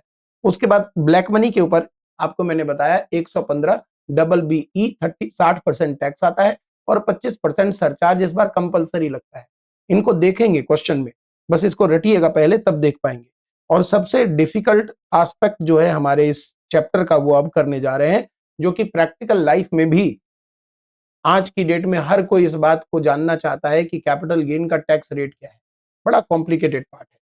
तो कैपिटल गेन का टैक्स रेट वो यहां मैं आपको दिखा रहा हूं। कैपिटल गेन का टैक्स रेट, पहले तो हमने लिखा कि कैपिटल गेन कैपिटल एसेट को बेचकर आता है, जो डिफाइन है सेक्शन 214 में।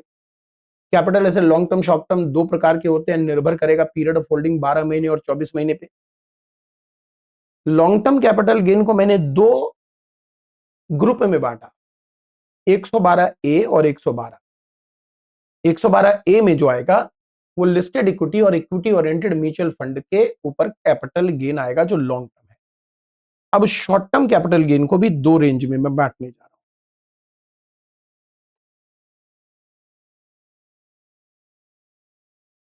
हूं। एक है STCG on listed equity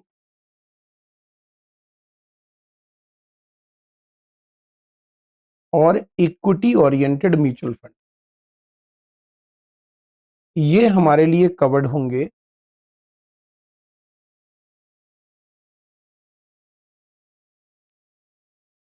section 111 ए में।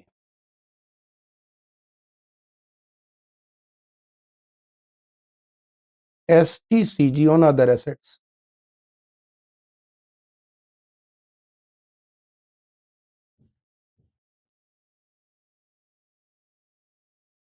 ये किसी सेक्शन में नहीं कवर्ड है, ये नॉर्मल इनकम। और नॉर्मल इनकम है तो फाइनेंस एक्ट के हिसाब से जो भी रेट आपको लगाना है, स्लैब लगाना है तो आप स्लैब लगा दीजिए। न्यू टैक्स रिजीम है कि ओल्ड टैक्स रिजीम है, अकॉर्डिंगली कर दीजिए। अरे जैसे सैलरी की इनकम, जैसे हाउस प्रॉपर्टी की इनकम, वैसे ही ये वाली इनकम, ये वाली लॉन्ग टर्म के दो बच्चे, शॉर्ट टर्म के भी दो बच्चे, बट लॉन्ग टर्म के दोनों बच्चे स्पेशल हैं, शॉर्ट टर्म का एक ही बच्चा स्पेशल है, बाकी नॉर्मल है। उम्मीद करता हूं आपको मेरी बात समझ आई होगी। जहां भी मैं सेक्शन कोट कर रहा हूं, जैसे 112 ए कोट कर रहा हूं, ये स्पेशल इनकम हो गया। 112 कोट कर रहा हूं, स्पेशल इनकम हो गया। 111 ए कोट कर रहा हूं, स्पेशल इनकम हो गया। लेकिन जो एसटीसीजी ऑन अदर एसेट्स है वो नॉर्मल इनकम है, उस पर स्लैब रेट ऑफ टैक्स लगेगा। न्यू टैक्स अलग है, ओल्ड टैक्स अलग। देखिए स्पेशल इनकम का जो टैक्स रेट आपको पीछे भी मैंने बताया, डब्ल्यूआरसी पे 30% बताया, ऑनलाइन गेमिंग पे 30% बताया, ब्लैक मनी पे 60% बताया। यहां पर कोई भेदभाव नहीं है रिजीम के अंदर कि आप ओल्ड टैक्स रिजीम ले रहे हो या न्यू टैक्स रिजीम ले रहे हो, ये फिक्स है, दोनों के लिए सेम है, आप कुछ भी लो।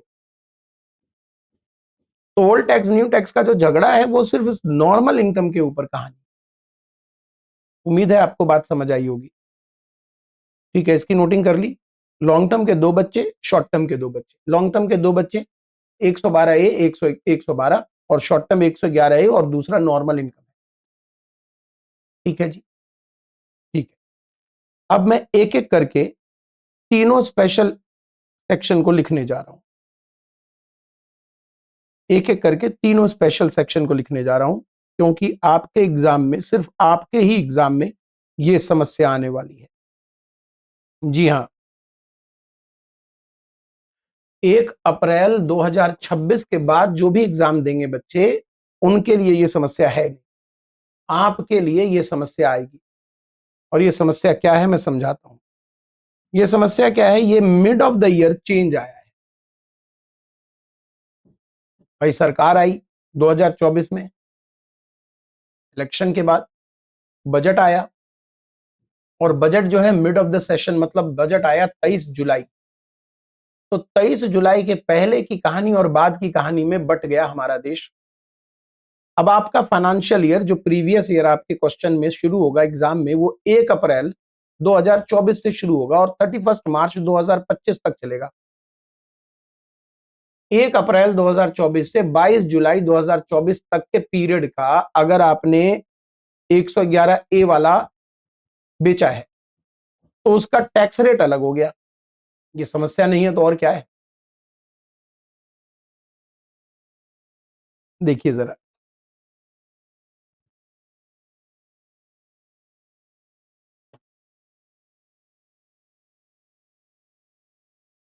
डेट ऑफ ट्रांसफर, किस चीज की बात कर रहे हैं, किसको ट्रांसफर करने की बात कर रहे हैं? वही एसेट्स, लिस्टेड इक्विटी और इक्विटी ओरिएंटेड म्यूचुअल फंड। और आपने पाया है शॉर्ट टर्म कैपिटल गेन, मतलब शॉर्ट टर्म तो पक्का है, ये तो पक्का है, आपको एसटीसीजी की बात हो रही है। डेट ऑफ ट्रांसफर अगर 22 जुलाई 2024 तक है तो इसका जो टैक्स रेट सरकार ने रखा है वो है 15%।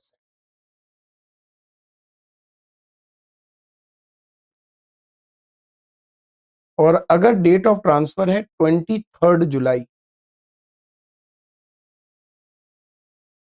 ऑन और आफ्टर, तो इसका टैक्स रेट 10% कर दिया है गवर्नमेंट ने, सॉरी 20% कर दिया है गवर्नमेंट ने बढ़ाकर। तो अब 20 लगाइएगा कि 10 लगाई 15 लगाइएगा, ये दोनों क्वेश्चन बन सकता है आपके एग्जाम में। यही तो एक दिक्कत है कि 20 भी लग सकता है, 15 भी लग सकता है। आपको डेट ऑफ ट्रांसफर क्वेश्चन में देखना पड़ेगा, और अगर डेट ऑफ ट्रांसफर क्वेश्चन में गिवन नहीं है तो आपको मानना पड़ेगा 23 जुलाई के बाद ट्रांसफर हुआ है। If not given in question always take new provision, और न्यू प्रोविजन का टैक्स रेट है यहाँ 20%। 20% का टैक्स आएगा। ठीक है जी, ये आपके ईयर में 24-25 के ईयर में ही झगड़ा है, 25-26 से तो बात खत्म हो जाएगी। क्या पता डीटीसी के बाद तो और भी चीजें खत्म हो जाएंगी। फिलहाल तो समस्या आपके एग्जाम में है, इसे स्वीकार कीजिए और तभी आप इसे याद कर पाएंगे। इससे अगर आप झगड़ा करेंगे तो इसका तो नुकसान नहीं है, हमारा नुकसान हो जाए। तो इससे झगड़ा नहीं कीजिए, ये क्या बदतमीजी है, ये क्या तरीका है सरकार में, ऐसे ऐसे ऐसा मत कीजिए। जो है उसे अपना लीजिए और फिर मजा आ जाएगा। मजा क्या, जो है सो है, अब क्या कर सकते, मजा तो खैर क्या आएगा। ठीक है, इसी तरह नेक्स्ट सेक्शन में आता हूं मैं, 112 ए। आपको समझ जाना चाहिए कि मैं किसकी बात कर रहा हूं। मैं बात कर रहा हूं एलटीसीजी ऑन लिस्टेड इक्विटी और इक्विटी ओरिएंटेड म्यूचुअल फंड। यहां पर डेट ऑफ ट्रांसफर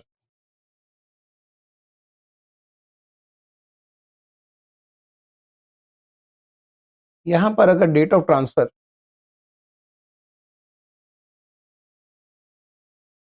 22 जुलाई तक है तो टैक्स आएगा, ये भी एक समस्या है हुजूर, 10% इन एक्सेस ऑफ 1,25,000। ये क्या मुसीबत है जी। वो कह रहे हैं कि मान लीजिए आपका एलटीसीजी, ये वाला एलटीसीजी 112 ए वाला एलटीसीजी, हम ऐसा बोलेंगे 112 ए वाला एलटीसीजी। तो मान लीजिए 112 ए वाला एलटीसीजी आपका आ रहा है 2 लाख। तो जो भी 1.25 लाख के ऊपर की रकम है, 1.25 लाख मतलब सर, अरे 1,25 हो तो 75,000 सर। हाँ, तो 75,000 का 10% 7,500 is the basic tax. It is the basic tax. अभी बेसिक टैक्स ही तो पढ़ रहे हैं बेटा, ये आपका बेसिक टैक्स हो जाएगा। सर इतना कॉम्प्लिकेटेड टैक्स बन गया है जी। और अगर 23 जुलाई के बाद या 23 जुलाई भी चल जाएगा, ऑन और आफ्टर, ऑन और आफ्टर।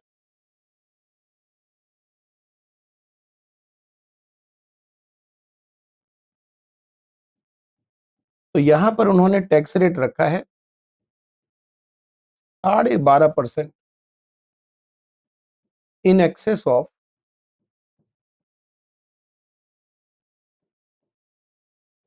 1.25 लाख।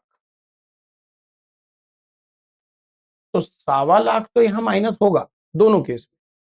बस आप ये तय करना है कि 10% लगेगा कि 12.5%, ये डिसाइड करना है। 10 लगेगा या 12.5 लगेगा, 1.25 लाख तो लेस होगा। तो सबसे पहले तो आप समझिए कि इक्विटी ओरिएंटेड म्यूचुअल फंड और लिस्टेड इक्विटी का लॉन्ग टर्म शॉर्ट टर्म जो है वो अलग स्पेशल खास है। शॉर्ट टर्म 111 ए में कवर्ड है, लॉन्ग टर्म 112 ए में कवर्ड। शॉर्ट टर्म का टैक्स रेट 15% हुआ करता था, अब नया टैक्स रेट है 20%। लॉन्ग टर्म का टैक्स रेट 10% हुआ करता था, अब नया टैक्स रेट है 12.5%। और उसमें छूट दे दी गई है 1.25 लाख। 1.25 लाख को सीधा माइनस कर देना होता है, स्लैब नहीं बोलिए, छूट ही समझ लीजिए। 1.25 लाख की छूट ही दे दी सरकार ने इसमें। अब बचा हमारे पास 112।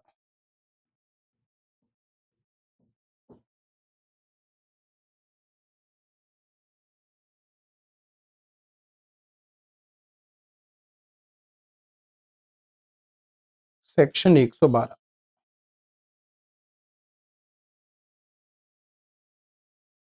सेक्शन 112 समझ गए ये कौन सा कैपिटल गेन है भाई, इनको छोड़कर। और ये लॉन्ग टर्म ही है, long term on other assets, long term on other assets, इनको छोड़कर है। क्लियर हो गया जी आपको? बताइए।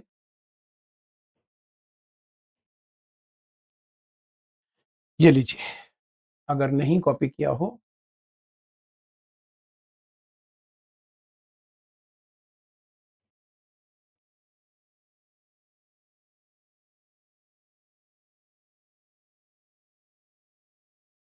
कर लिया।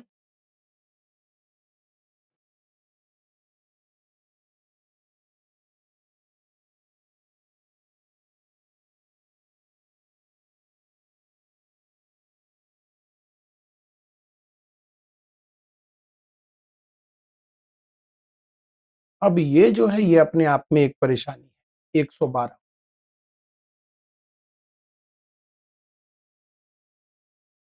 ये परेशानी है। अब इसको कैसे आप करेंगे रिजॉल्व? अच्छा बताइए, सिंपल सोच के बताइए। आपने एक मकान खरीदा, देखते हैं हो सकता है आपको ये आ जाए समझ। आपने एक मकान खरीदा, मकान खरीदा जी 20 लाख रुपए का। नोट करते चलिएगा कहीं पे, ऐसा कर देता हूं, रफ है रफ। कहाँ लिखूं रफ? हम्म,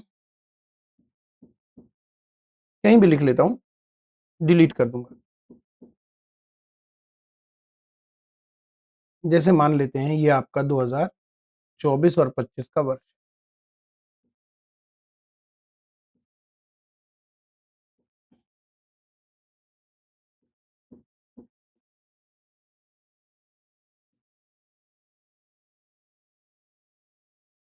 अब आपने यहां पे एक मकान खरीदा,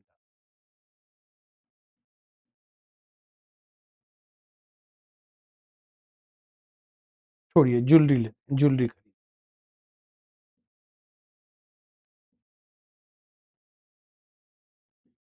10 लाख रुपए की ज्वेलरी खरीदी। ठीक है, 10 लाख की ज्वेलरी खरीदी। इस ज्वेलरी को आपने, ये आपका 23 जुलाई, ये बजट आने से पहले का समय है और ये बजट आने के बाद का समय। यही तो है।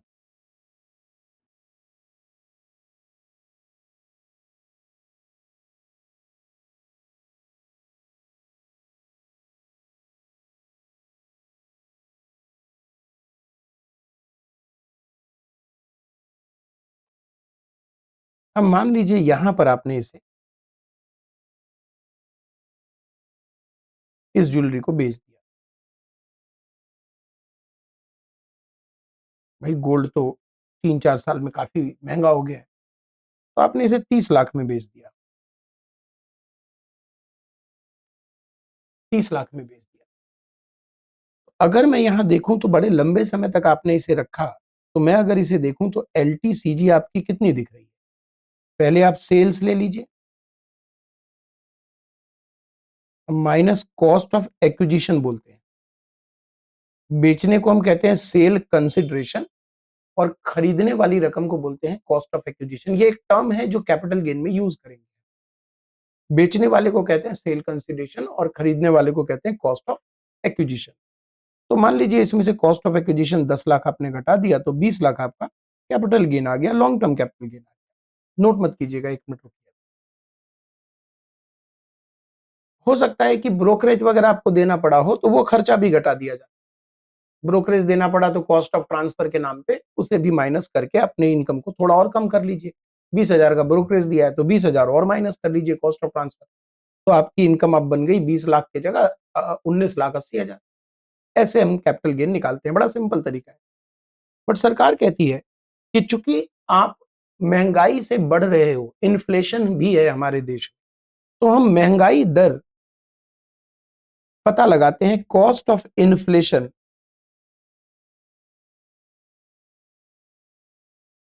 इंडेक्स पता लगाते हैं। ये सरकार निकालती है, इसको हम कहते हैं सीआईआई।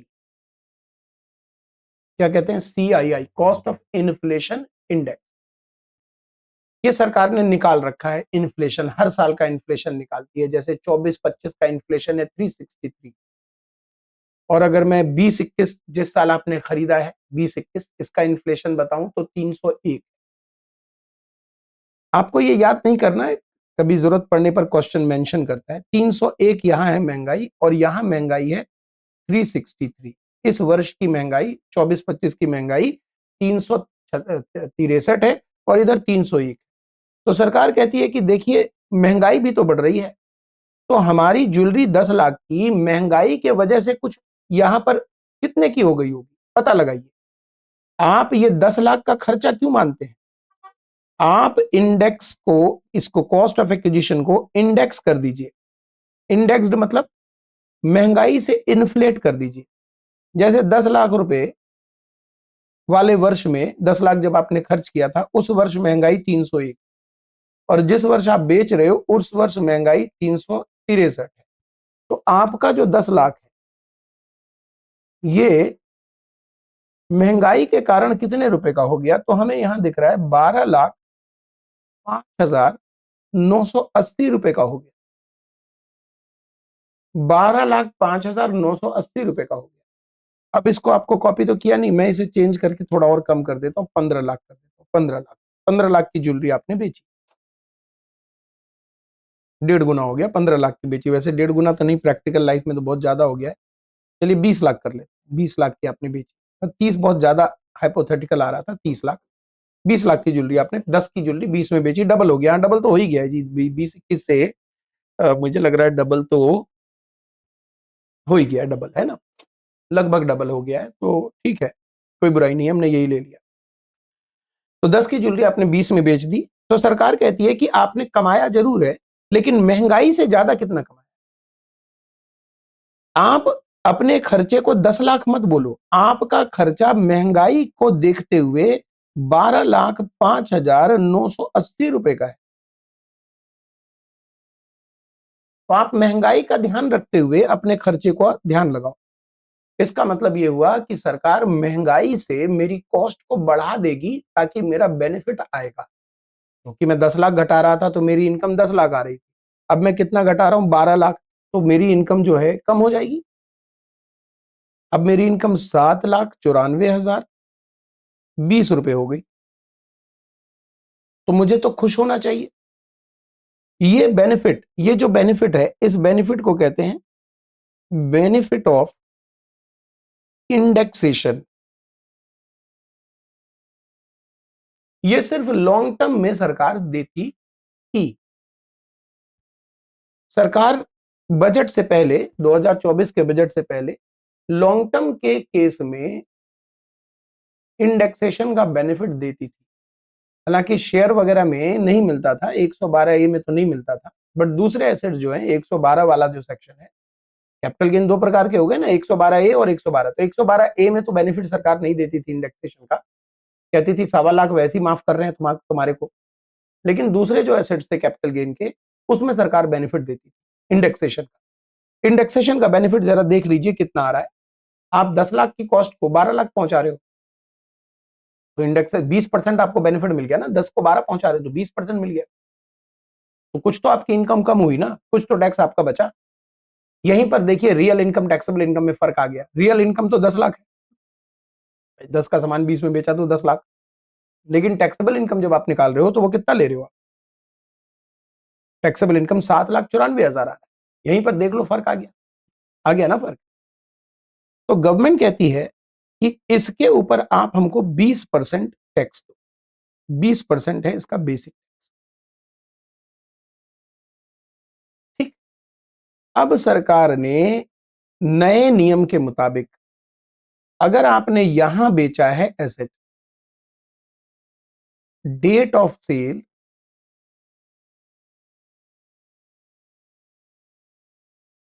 ऑन और आफ्टर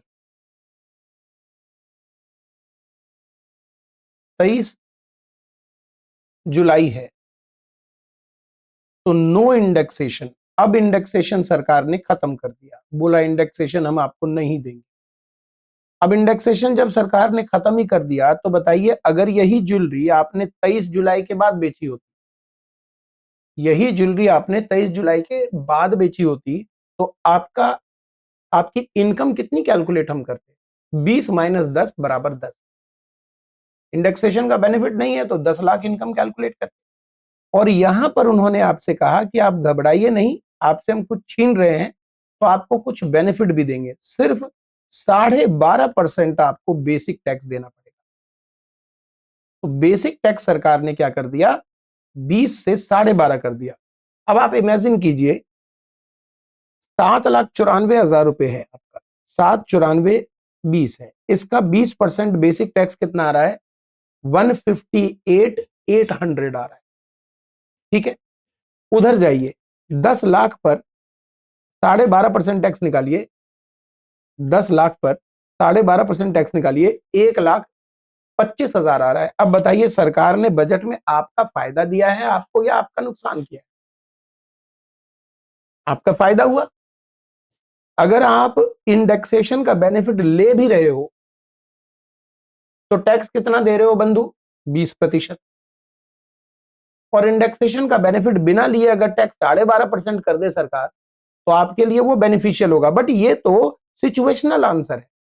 अगर मैं 20 लाख के सेल कंसिडरेशन को और कम कर दूं तो हो सकता है कि मामला पलट जाए, इंडेक्सेशन वाला फायदेमंद हो सकता है बहुत पुराने एसेट्स हो तो इंडेक्सेशन वाला फायदेमंद हो, या हो सकता है 12.5% वाला फायदेमंद हो। लेकिन मैंने जितने प्रैक्टिकली इसको करके देखा है, 12.5% वाला ज्यादातर केसेस में बेनिफिशियल आए विदाउट इंडेक्सेशन।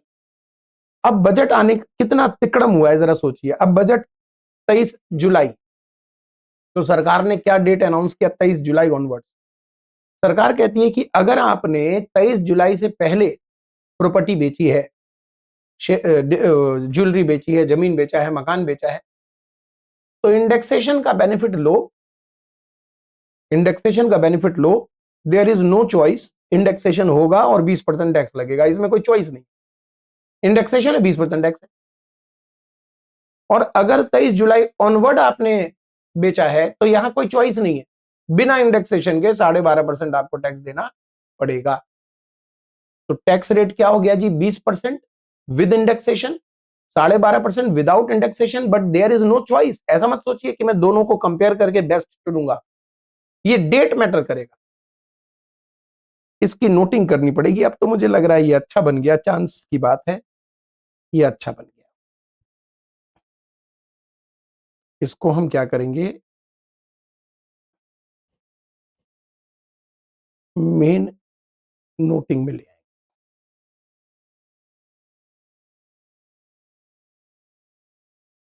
पहले इसे नोट करिए, फिर मैं लिखवाऊंगा भी।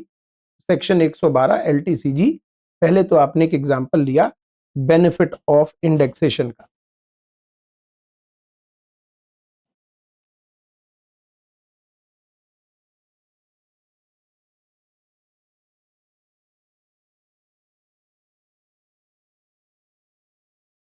डन। अब आपको मैं बेसिक टैक्स बता रहा हूं।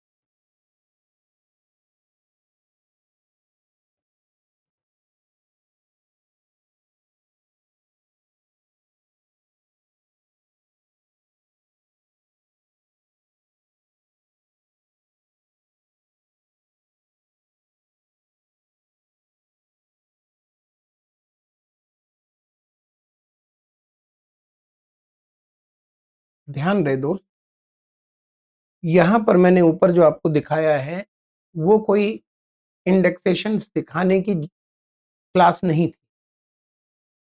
यहां मैं इंडेक्सेशन सिखा नहीं रहा, आपको एक फीलिंग दे रहा हूं कि कुछ इंडेक्सेशन चीज है।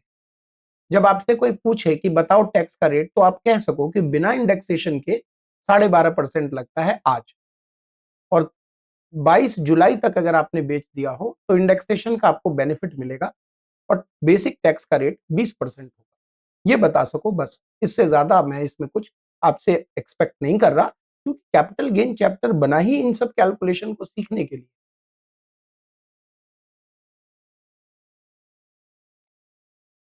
लॉन्ग टर्म में ही इंडेक्सेशन होता था, शॉर्ट टर्म में होता ही नहीं।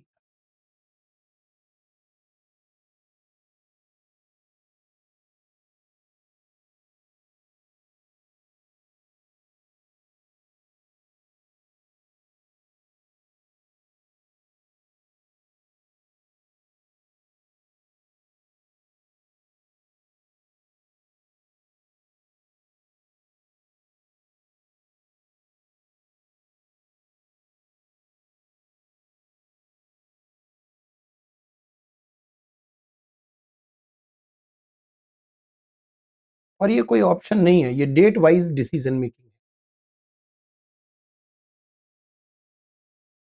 नोटेड। अब इसमें एक चमत्कार होने वाला है जो आपके ऊपर भारी पड़ सकता है। चलो आज तुम क्या बोलोगे, 23 जुलाई के बाद अगर आपने बेचा है कोई कैपिटल एसेट, लॉन्ग टर्म आपका आ रहा है, तो इंडेक्सेशन का चॉइस है क्या?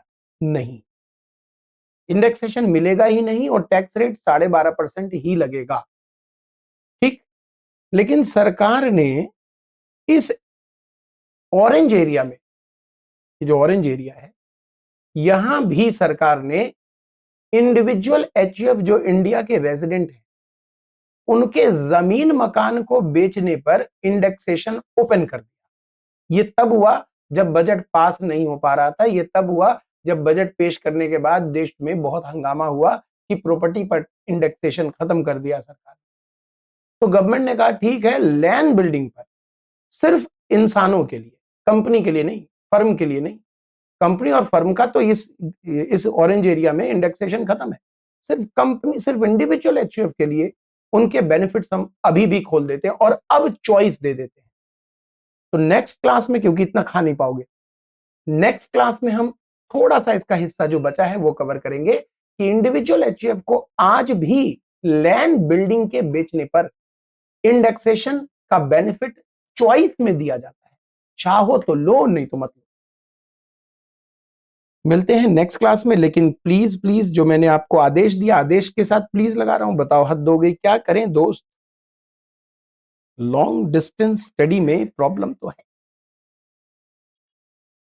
क्योंकि आदेश कितना भी दे लो नहीं मानते, क्या करते, कुछ नहीं, रिजल्ट खराब होता, फिर हमसे पूछा जाता कहां पढ़ते, हम बताते, फिर आपका भी नाम जाता। इसलिए रिक्वेस्ट प्लीज कि आप 3 क्लास को पक्का पक्का रट लीजिए, ऐसे रटिए कि मजा आ जाए। फिर चौथी क्लास आप कीजिए, बिना उसके मत कीजिए चौथी क्लास, 3 क्लास को रट के ही कीजिए, तभी मजा आएगा। थैंक यू सो मच, मिलते हैं नेक्स्ट।